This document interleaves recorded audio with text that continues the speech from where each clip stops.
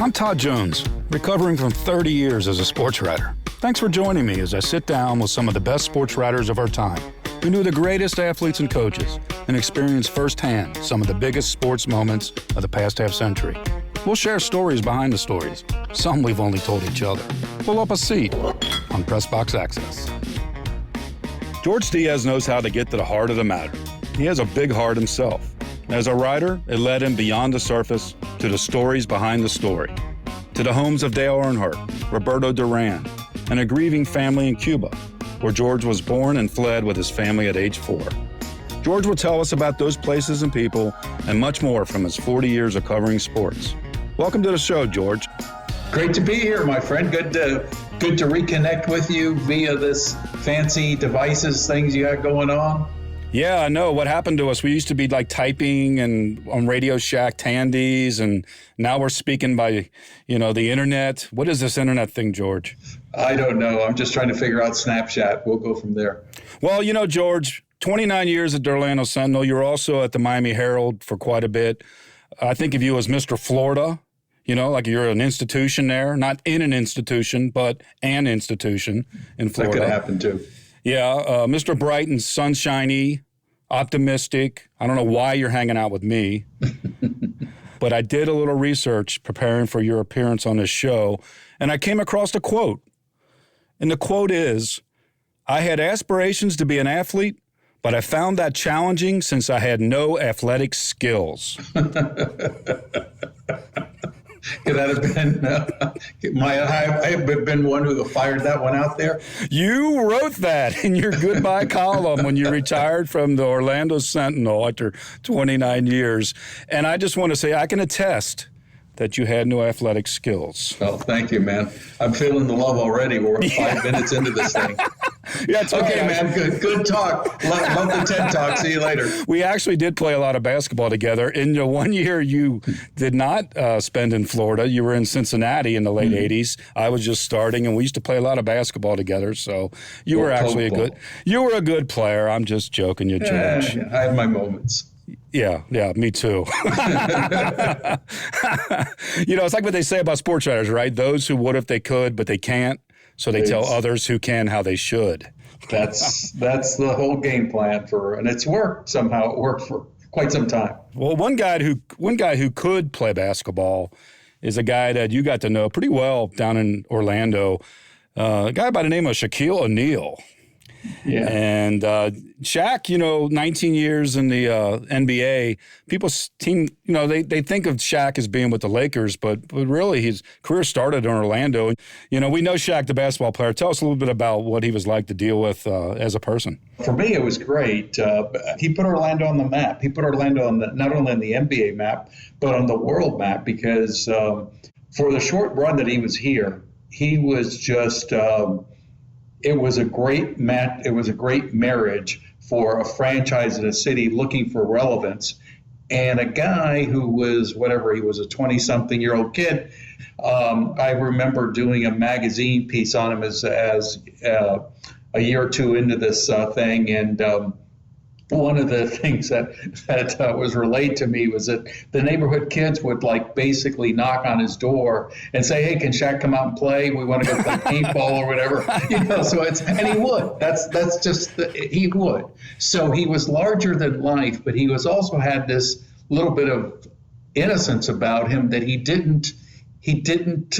We all have egos, and obviously he had one as well. But he didn't consider himself to be that.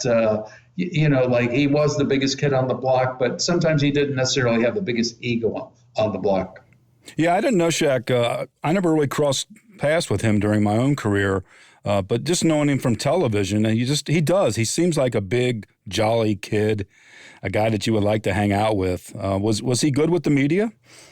He was good. He had his moments. I was fortunate because I got to know him a little bit better. I did that magazine story, and that gave me a little bit of access to going to his house and doing things of that nature. And there were some funny stories, with him. I remember in the Olympics, in the 96 Olympics, that's when Orlando, there was a series of events, and that could be a whole podcast of why he left Orlando. I think it was a perfect storm of different circumstances, but during that time is when they had a press conference at, quote, Planet Reebok in Atlanta, where he announced he was going to sign with the Lakers. But during that time, we were so close. And I remember there was one time there was a mix zone and he was trying to get through some, I believe it was a TV or a radio interview. And it was from Chile. And the guy did not speak much English. And he kept going, Shaq, Shaq's Chile.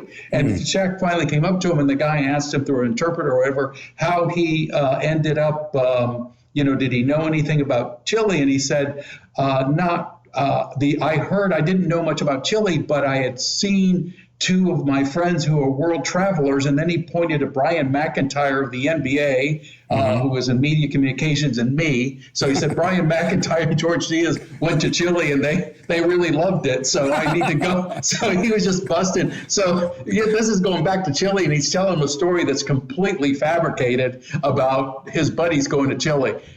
George, wasn't there a time where you were covering the Magic and the Bulls in the playoffs, and Shaq had a bunch of tickets, and he got you roped into something with the tickets?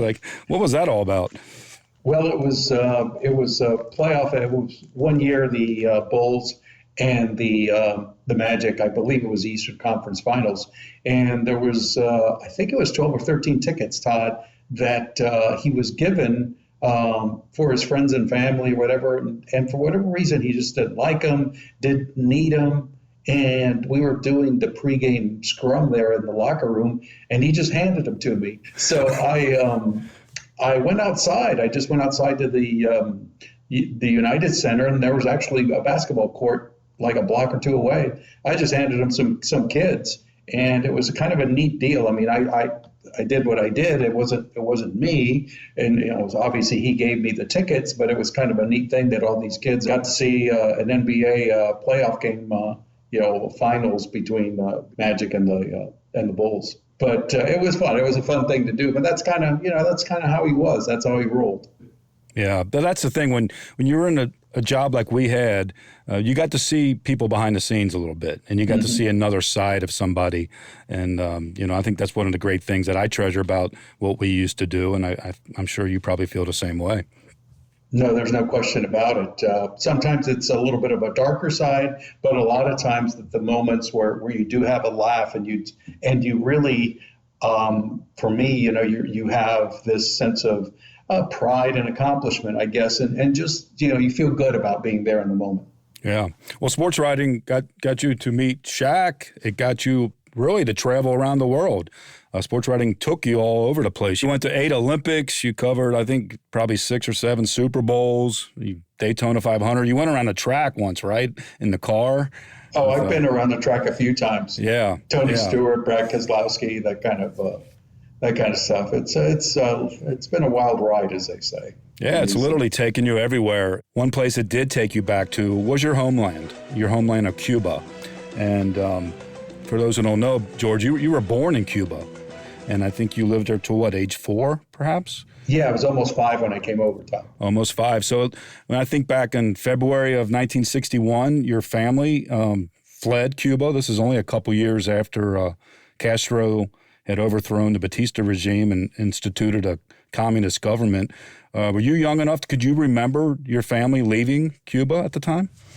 No, but I was, again, 4. I really, barely remember what I had for lunch yesterday. So, going back that far was a challenge. But I do remember my family telling me the story that my uncle was pretty well off. We actually lived with him in a estate, maybe we should call it, because there was horses and chickens and all that stuff. But they tell me that when actually Castro's forces used to start basically overtaking people's homes.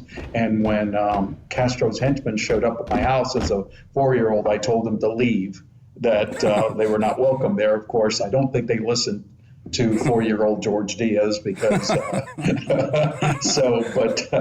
but that's the story that I hear from my family. So very, very sad circumstances, but hey, it got me over here. And you moved to what, Fort Lauderdale or Miami? Or yeah, we landed in Lauderdale, ended up living with that aunt and uncle, and we initially lived with them and then moved out on our own. Yeah. You were too young to really remember details, but do you think the experience of leaving your homeland, did it inform your reporting and writing over the years with your... That's a good question. I don't know. I think you're always shaped by your experiences. And for bigger picture stuff, of course it did. It certainly gave me a perspective of what the American dream is about and the sacrifices that my parents made to come over here, which were great because they basically gave up everything for me and my two sisters. And it also, every time there was a story about the Cuban American experiences, you had the whole deal with with Elian Gonzalez, who was taken back to Cuba. There were parts of history that became international news, and that always brought me back to how I got here. Right. Well, you actually did go back to Cuba, literally went back in 1991. You're a reporter for the Orlando Sentinel, and you went to cover the Pan American Games. First off, what were the Pan Am Games? They were like the Olympics, right? Yeah, the Pan Am Games are kind of if you will, a poor man's version of the Olympics. It's Central and South America countries. Most of the sports, I would say about maybe 3/4 of the Olympic sports, we're talking summer sports, nobody's bobsledding in Cuba. So, but an interesting vibe, just basically I would call it a scaled down version of the Summer Olympics. So you go back. This is 30 years after your father, I think, left behind a sister and two brothers. Your mother had left behind a half-brother and a sister she would never see again. There's all this family history with Cuba, and you go back. What was it like for you to go to your homeland? It was very odd, and sometimes it was a little scary. I went with the United States Olympic Committee and a select group of journalists. We went over before the games started to kind of see what, because this was a major undertaking for Cuba because they were a country with limited resources hosting these big games. We went from the Miami airport. I still remember vividly, there was no gate. It was very much of a clandestine charter thing. We were just told to meet at a certain place. We went, boom, we got on the plane, but there was no announcements and any of that nature. So it was still, during that time, relationships were still very frosty between the two countries. They had made me get a Cuban passport because they had said that, well, you were born in Cuba, therefore you're a Cuban citizen. And I didn't really like that vibe, that condition, terms of engagement. I actually called the State Department and got through to somebody who said, look, I would not worry about it because I didn't want to go back to Cuba and be considered a Cuban citizen because, I wanted to be able to go back in case something happened. And I certainly wanted the protection of the American passport. But they said, look, it's a cash grab. It was like an $80, $90 cost to get a passport. They don't want an international incident or anything that would cause them bad publicity, so I wouldn't worry about it. But the thing is, when I landed there were some TV cameras there, a TV crew from Cuba, and they immediately found me. Like they knew I was coming. Wow. And they knew my background. And it was a little scary at first, very off-putting, as you can imagine. But that's the kind of stuff that goes on there that we don't really pay much attention to or take for granted. It's obviously not on our radar screen, Todd, but that's the kind of influence and control that they have. They know a lot of things, right? And they want to know a lot of things. You were there for about 3 weeks or so, and I think you were able to see some of your family, right? You were able to see an aunt, I believe. Yeah, may she rest in peace now. But she went to. It was my dad's sister, and really, out of all the relatives, the one I was more close to. There was a couple of cousins. One of my cousins was a big Fidel fan, and we just basically chose not to talk politics. But my aunt was very sweet. And going back to the police state that they had, we stayed in a tourist hotel, the American Press Corps, in the heart of Havana. And she had to go get like a hall pass to go visit me because locals were not allowed into the hotel for tourists. It was almost like an apartheid thing. And what made it even tougher, Todd, was my uncle her brother had given me $100 and said, go spend this, give them whatever they need. And so we went to a store that was basically like a poor man's version of Walmart or something like that. But it was a tourist store, and she was not supposed to go in. So essentially, there was a guard there and kind of had to sweet talk our way in there. And it was kind of really annoying and I had to really just keep my mouth shut because my initial impulse was just to lay into this guy because he was being a jerk, not letting an 80-year-old lady in, or at least being very obstinate about it. But we got in, I held my breath, we got in, and then my aunt, was starting, and we're talking about buying basic essentials like toilet paper and things of that. So, and my aunt said, why don't you get something for your mom? And even now I get a hard time. I choked up about it because, it was, she was thinking about other people and they needed so much more, that stuff that we take for granted all the time. So it was, as you can see, it was just a very, one of those seismic experiences for me from an emotional standpoint, having to deal with all that. And, I covered the games, but I did do a lot of other stories that reflected that type of struggle that the Cuban people had as well. During your time there covering the sporting events, apparently Castro was everywhere, right? He was using it as a good propaganda tool to be all over the place. Was there more than one Castro? I don't know. That's a good question. I don't know if there was a stand-in or not, but he's pretty large area. He's a pretty big guy for a Cuban, so I think he'd be hard to miss. Well, let's talk about the time you actually crossed paths with him during those Pan Am games. I think you went to a bowling place, a bowling alley of all places. What was going on there? Why'd you end up in a bowling alley in Cuba? Well, it gets back to when you asked me about the Pan Am games. There was a bowling is part of their program, the Pan Am game program. So they actually had to build a bowling alley because the bowling centers had been basically shut down after the revolution. It was kind of a fun offbeat story, one that I look forward to doing, and it would be a little bit more lighthearted. And within the context of that, I was also kind of the unofficial interpreter for the small. It was kind of a smallish U.S. press corps there.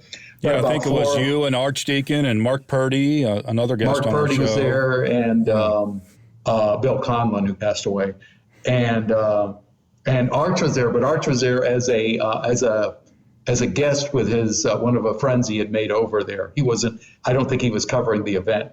He happened.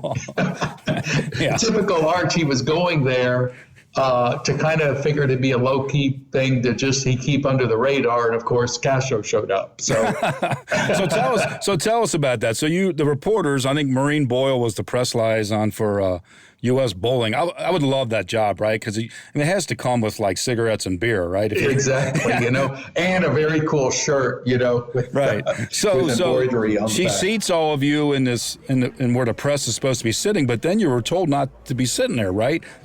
Yeah, it was like the Cuban press liaison for bowling, and I'm thinking, and she kept saying, "You're not supposed to be here," and I really didn't. It was one of those deals that I was the only one who could communicate, so I was trying to tell them, "Hey, they don't want us to sit here." But again, you're not talking. We're not in the in the Rose Bowl or anything, or it's a bowling alley, and don't really care where we're sitting. She kept saying, "Well, these are reserved for some Cuban officials." And, she didn't really make herself clear until I finally, all of a sudden, I realized everybody in that bowling alley stands up. And I look, and there's Castro standing at the top steps surrounded by two of his henchmen in green khaki outfits, and they've got machine guns strapped to their side. You mean they weren't wearing bowling shoes? No, nobody was wearing bowling shoes. And the kicker to the story is, Todd, that we were sitting in Castro's seats, which was probably not a good idea. I wanted to be low-key as well. And there went my low-key kind of approach. So what was Castro like? What was it like to be around him? Well, at that point, I'm just like, I really didn't want to be around him. I wanted to be as far away from him as I could. So I was worried that they might gun us down there on lane 7, and it'd be like an Iwo Jima kind of statue that they would build, honoring the death of the American journalist pigs who dared defy Castro. Yeah, you don't want to go during a beer frame. I mean, come on. No.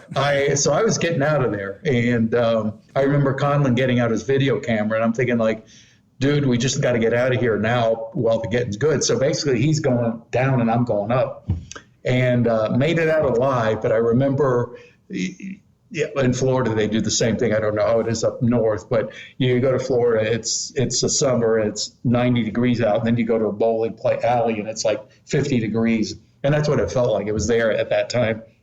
But I literally remember sweating. I was sweating because my adrenaline rush was so much, having to deal with that perspective. Hi, listeners. We wanted to take a moment to tell you about another podcast from Evergreen Podcasts and Sound Talent Media called Pit Lane Parlay. Pit Lane Parlay is the go-to podcast for IndyCar and motorsports-related news. Each episode, we discuss things like our favorite drivers, news clips from the last week, and generally giving each other a hard time about predictions we've made in the past and or life stories that have come up recently. We really have a lot of fun with it and really enjoy each other's company, and we hope you can come join us too. Join Pit Lane Parlay by following us on your favorite podcast today. Did you ever get a chance when those games ended to ever go back to Cuba, George? No, there was an opportunity. I guess I could have gone back when the Orioles did the baseball detente thing, and I guess I was in later in 2000s somewhere. My history escapes me in terms of the exact date, but I got denied from the Cuban officials. Really? The credential because of all the nasty things I've written about them. Oh, wow. So banned from Cuba. Put that on the resume, pal. That's a badge of honor. It is. I'll take that any day. Well, it surely shows that you had the journalistic chops to do your job and do them in tough circumstances. There you go. Well, you got banned from Cuba, but you were not banned from boxing. No, thank God. And I know you spent a lot of years covering boxing, major championship fights, and I know you came across a lot of characters in that field. You spent a lot of time around Tyson in his heyday when he was the champion of the world, but how do you end up eating Popeye's chicken with Mike Tyson? Well, it was one of the fights in Vegas, and Don King has a place in Vegas. And during the time that King had him, Tyson was really, in the press conferences, he was awful. He gave you nothing. But if you got him away from that scenario, he was pretty good. I mean, crazy good, but he was good. And so King would set up what he called these round tables. And boxing is pretty insular worlds where if you get kind of the hookup, it doesn't take long. All you got to do is cover X number of fights, and you're kind of in. So I was, even though I didn't have as much clout there, just working with the good old little Cincinnati Post. I wasn't the New York Times or the Washington Post or whatever, but I was part of that small insular world of boxing writers who they gathered and had some scope of influence. So King would set up these round tables with Tyson, and he'd sit there on the couch, and it was like therapy. At one point, he was talking about how his wife at the time had just given birth to a daughter, and he fast forwarded to the time she was going to start dating, and how that really freaked him out. Mm-hmm. And so he had said that during the session. And then what happens is that there was, I think, about 2 vans that came, and for whatever reason, I just got left behind with another group. There was a couple of writers, usually it's the Times or somebody else, that they wanted a little bit more. So most everybody had left. There was only a few of us that's still there. I just happened to be, the odd man out in a good way. So I got to stay behind. And when we stayed behind, it became even more informal, to the point that everybody's getting up, walking around. And this is at Don King's house. Yep. So I'm now in his breakfast nook, and King always, first of all, he asked for coffee, somebody to make him coffee, and I remember him saying, "Not the regular coffee. I want some of that designer coffee." What he meant by that is flavored. So, Designer coffee. Designer coffee, yes. See, he was ahead of the game. He was ahead of the coffee game. He was, So Don King's designer coffee brand coming to you soon, neighborhood to you soon. But anyway, and then he ordered the Popeyes fried chicken. I just happened to be next to Tyson, and we're eating the fried chicken, and I'm trying to tell him in a nice way that, he could probably, if his daughter is dating, and he says be there at 10, if I'm dating his daughter, I'm there at like 9:30 just to be on the safe side so I don't get killed. Right. And so I tried to explain that dynamic in a nicer, more subdued way, thinking like, saying like, I think that, Mike, that whoever's dating your daughter would really respect you a great deal and hold you in great reverence. How did he take the advice? I can't do the voice. I remember him saying, that really effed me up, man. Thinking about it, it really effed me up. I'm thinking, okay, I got nothing for you. So now you got the Cuban military after you. You've got Tyson after you. Yeah, I didn't want to push the envelope too much with Tyson because, I don't want to get banned from Don King's house as well. Right. By the way, what was Don King's house like?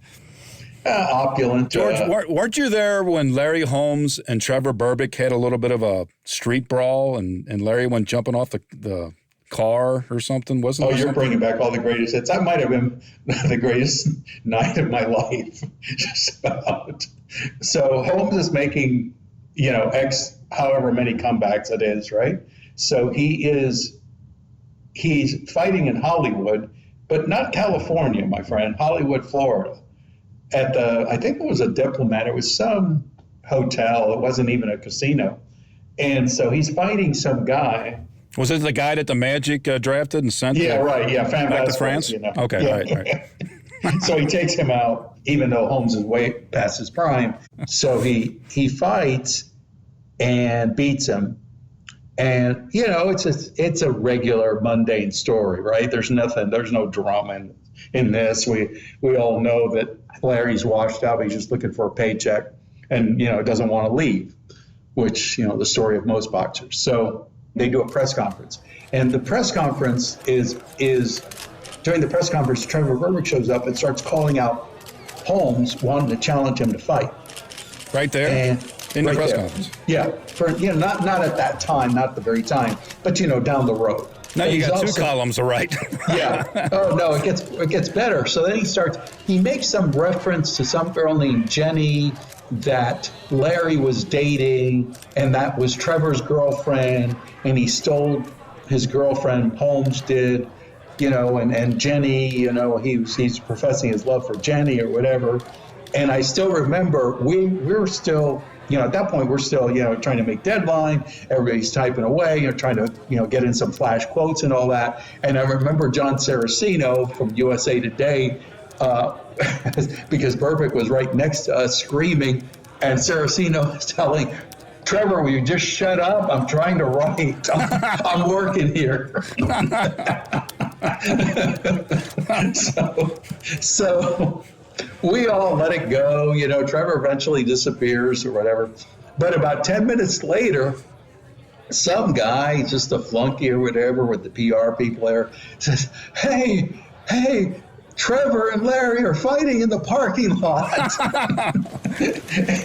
And we're all like, well, there goes deadline. So we all go scrambling over. And then Mike Marley, another, one of these boxing writers that's, famous, infamous, if you will. And me and Saraceno, there's a few others out there. There's not that many people covering this thing.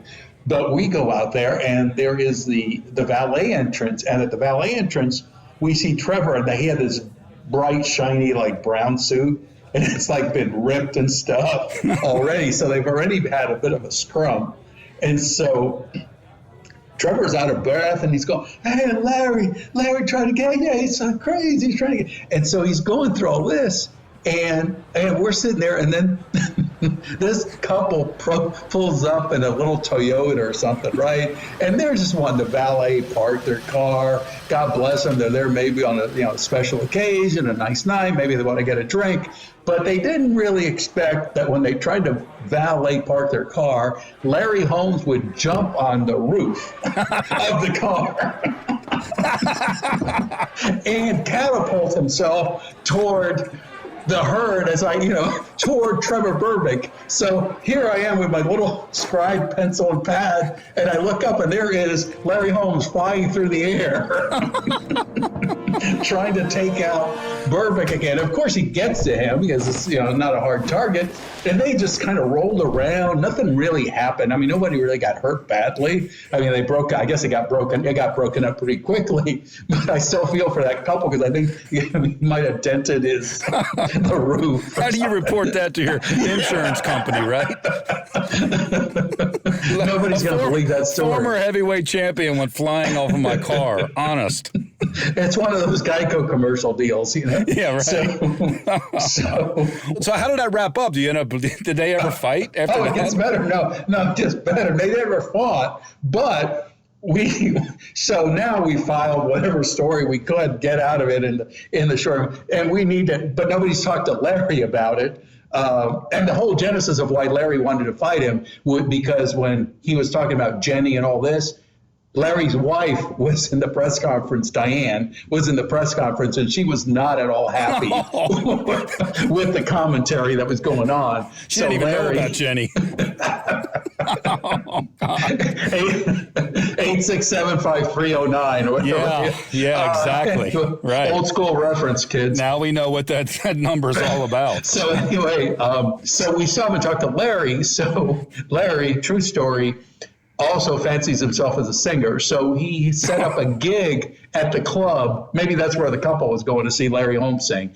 But he had his band with him. It was like, kind of a R&B thing.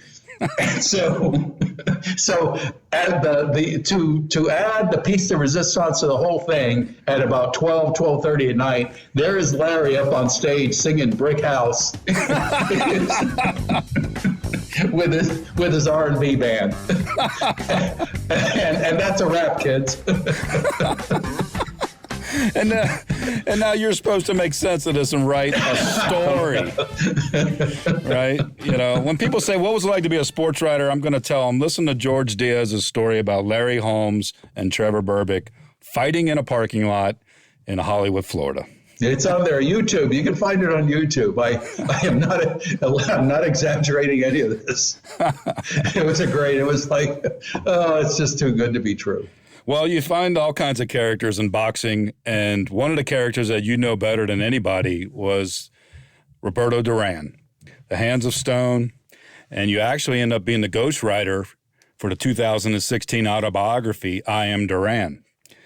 And I can only imagine what the writing process with Roberto Duran was like. You got to know him so well. What was it like? I joke that it's a 2-drink minimum, probably a 2-bottle minimum to get through the process. Duran was one of the all-time intimidating guys. I mean, the Hands of Stone. I mean, he won world championships in 4 different weight classes. I mean, he was just a vicious fighter. What was he like to deal with when you were trying to be his ghostwriter? Challenging is the best word I can think of. He could be really, here's the deal with Duran. He's just a street guy, a 3rd grade education.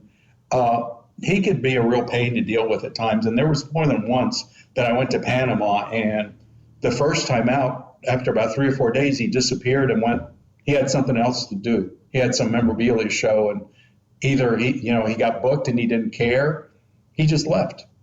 And there was another time that something similar happened.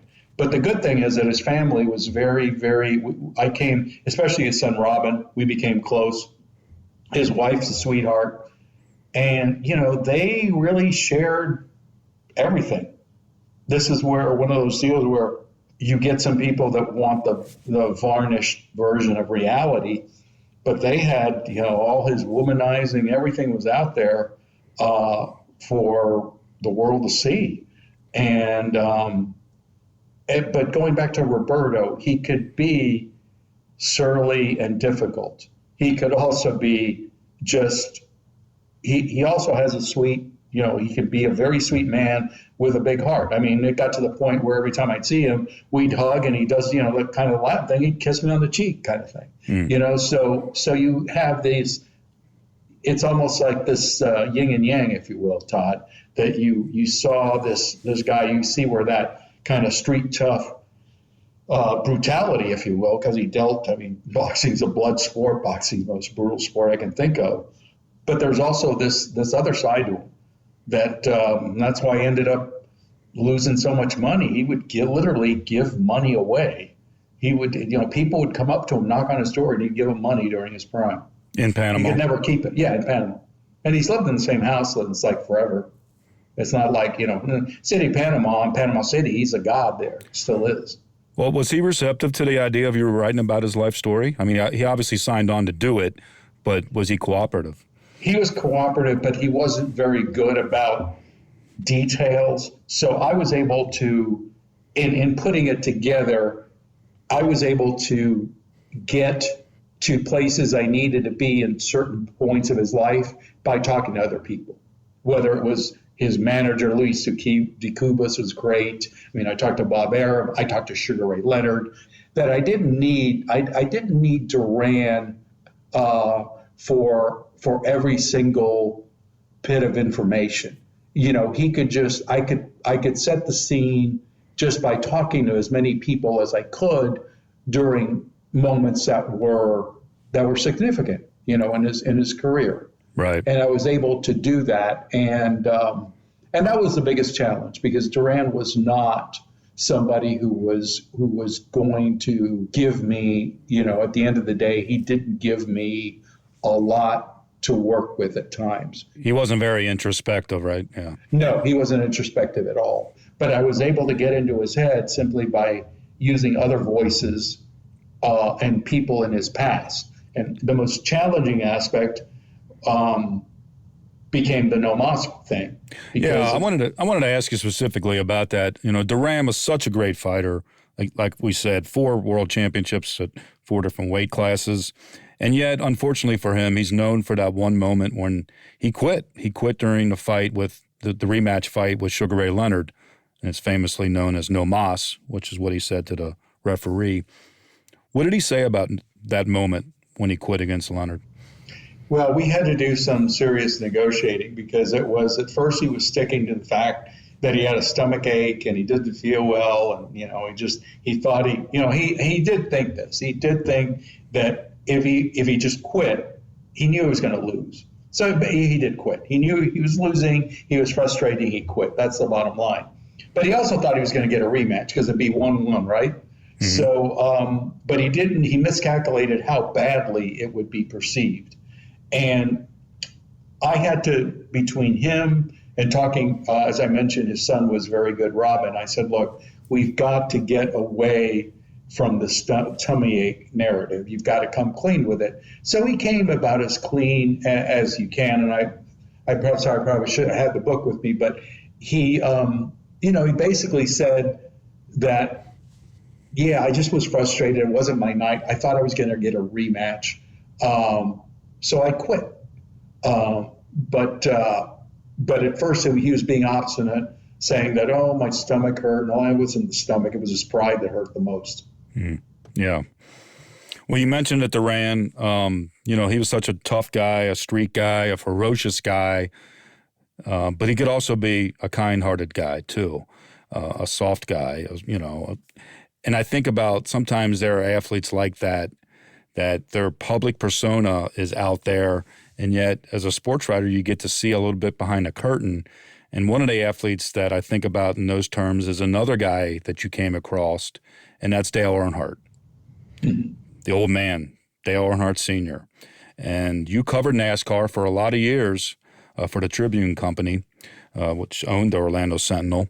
And you were there in February of 2001. I can't believe it's been 20 years already, the day that Earnhardt died at the Daytona 500. What comes to mind when you think about that race? How surreal it all was, because, first of all, if you look at it, it doesn't look like a bad accident at all, does it? No, you see way worse. Right. He just hits the side of the car, but he hit it with just that the angle was just right in a bad way. And he didn't have any head and neck restraints, which became a point of contention and later would obviously lead to great changes in NASCAR, for NASCAR. But just kind of sitting there waiting for over an hour. And the silence, and people like Ed Hinton, who knew, had covered a bunch more NASCAR races than I ever had. Yeah, Ed was a great race. And Ed knew that it was not good. You know it's not good also because Ken Schrader, who went to see him, another driver right after the race, kind of looked in the car and you could see him flinching. And I was able to get to all three of the EMTs who were there. Wow. And they could only, they shared enough. I mean, they shared a good bit of information. They just needed to keep some things for themselves. But from what they were able to tell me, that he was basically gone when they got to him. You know, I mean, we're talking someone who's, he was bleeding, head, through the eyes, through the nose. It was bad. Yeah. And I remember there was a female there that said, one of the EMTs was female, and she said a prayer for him. Closed his eyes and said a prayer for him. So you were in the press box, and like you said, the race is ending. It's the final lap. There's this wreck, but there's also a finish to the race. So it had to be just really bizarre, the atmosphere in the press box. It was. And I was down with NASCAR. You get, there's a press box upstairs, and then most of the action then happens downstairs at the infield media center. And that's where we were, and just waited for a good hour until after, Mike Helton, then I believe he was president at the time of NASCAR, said, we've lost Dale Earnhardt. And that pretty much shook everybody to the core. What was it about Earnhardt? Why did he touch so many people who love NASCAR? Well, NASCAR is built on this. They were started out as moonshiners, right? So you've got this blue collar base that, kind of good old boys that like to kick some butt. And he was essential. He was just true to that. And it was, we talk about athletes and putting on, going through PR people and layers and all that. There weren't a lot of layers to Earnhardt. What you see is what you got. He didn't take any nonsense from people. I remember there was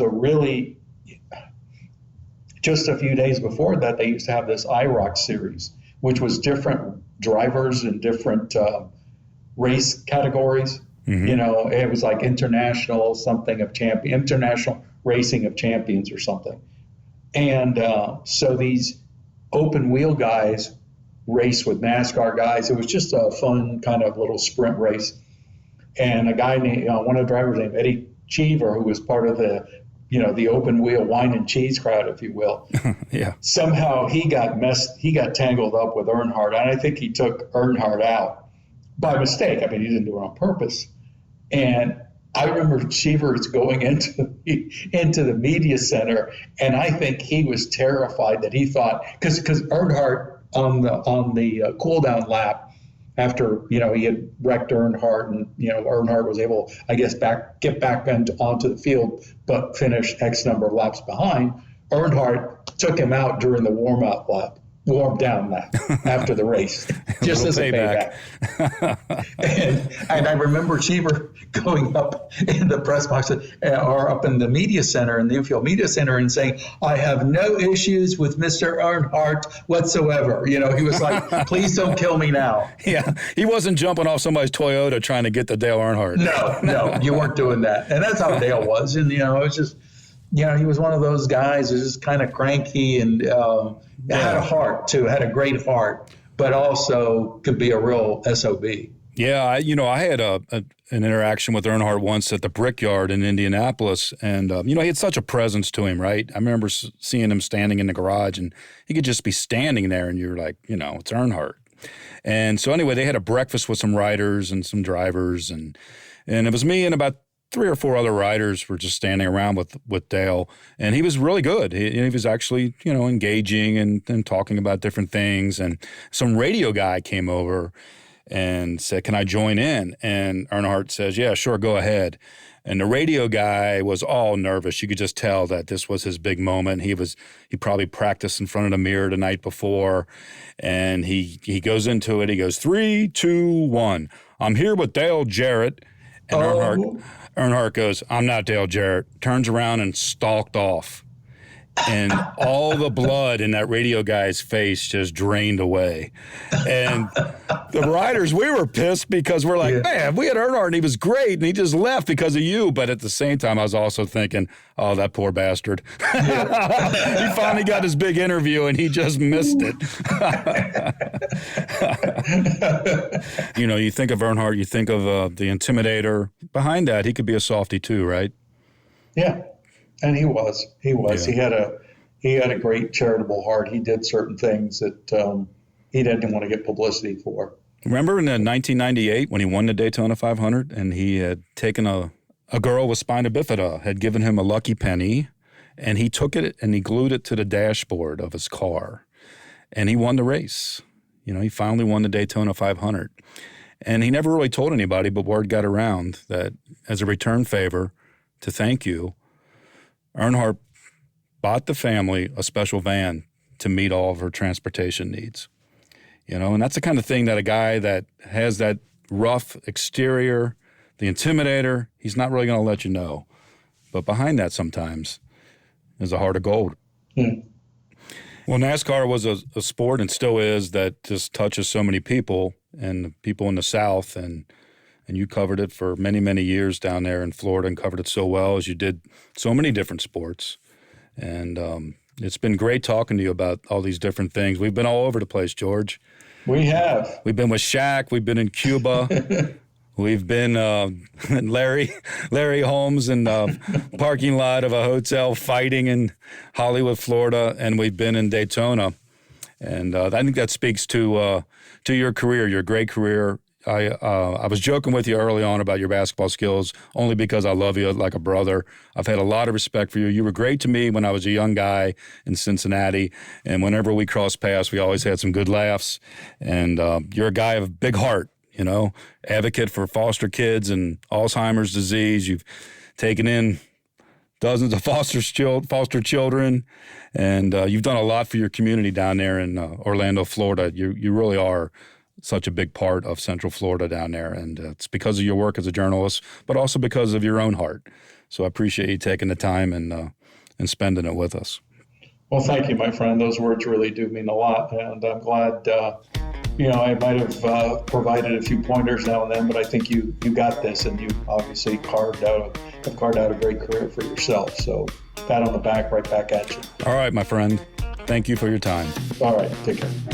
Thanks for listening to Press Box Access. You can find us here with a new episode every other Wednesday. If you enjoyed this episode, please be sure to subscribe and follow us on Apple Podcasts or on your favorite podcast app.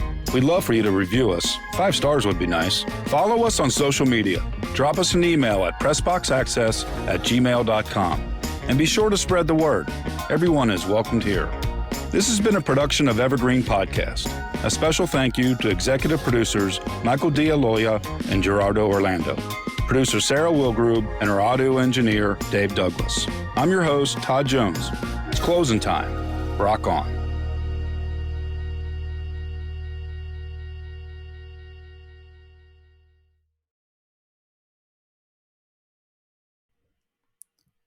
Hi, listeners. We wanted to take a moment to tell you about another podcast from Evergreen Podcasts and Sound Talent Media called Pit Lane Parlay. Pit Lane Parlay is the go-to podcast for IndyCar and motorsports-related news. Each episode, we discuss things like our favorite drivers, news clips from the last week, and generally giving each other a hard time about predictions we've made in the past and or life stories that have come up recently. We really have a lot of fun with it and really enjoy each other's company, and we hope you can come join us too. Join Pit Lane Parlay by following us on your favorite podcast today.